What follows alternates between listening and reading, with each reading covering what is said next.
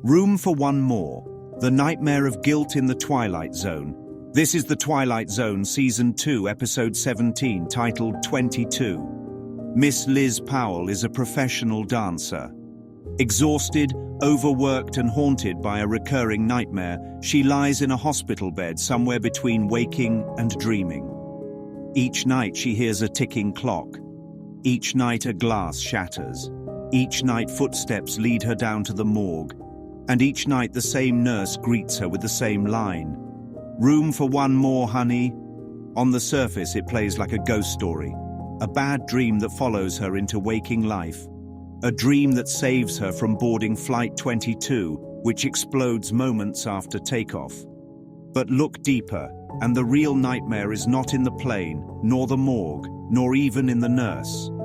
The nightmare is guilt. Liz is an exotic dancer. The doctor smirks. Her agent calls her a stripper, and society reduces her art to stigma. That shame doesn't remain external. It is internalized, then projected back outward as dream figures. The nurse is not just a hospital employee. She is the voice of judgment.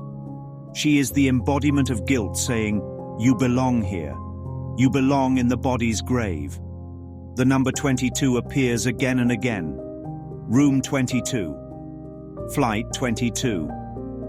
These repetitions aren't coincidences. They are echoes. In dreams, numbers repeat because the thought beneath them repeats.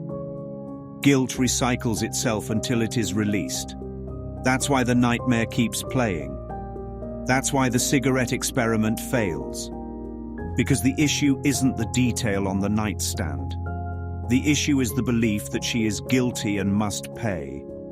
Lucid dreaming is suggested as the cure. Change a detail and change the outcome. But the episode demonstrates the deeper truth. Until the thought of guilt is undone, the dream will simply rewrite itself. A Course in Miracles teaches that all dreams of the world are born of guilt, and that forgiveness, not control, is the only release. Forgiveness is not modifying the dream. Forgiveness is recognizing the dream's unreality. When Liz refuses to board the plane, we could read it as God saving her life. But God does not play favorites. The real salvation is not that one body was spared while others perished. The real salvation is the chance to look at the nightmare, recognize its source, and choose again. The miracle is not survival. The miracle is seeing that guilt makes the nightmare and love can undo it. Room for one more, honey. On one level, it means there's always space for another corpse. But symbolically, it means the ego always has one more seat available on the death train. One more body to count.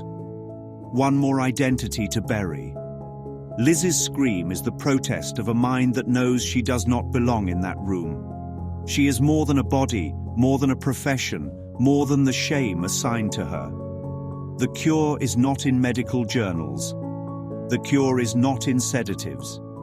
The cure is in seeing the dream as a dream and forgiving the guilt that fuels it. Only then does the ticking clock go silent. Only then does the glass stop shattering. Only then is the nightmare undone. And that, my friends, is the deeper story of the Twilight Zone. Tonight, a dancer found herself torn between nightmare and waking life, between guilt and forgiveness, between a body's grave and a mind's release.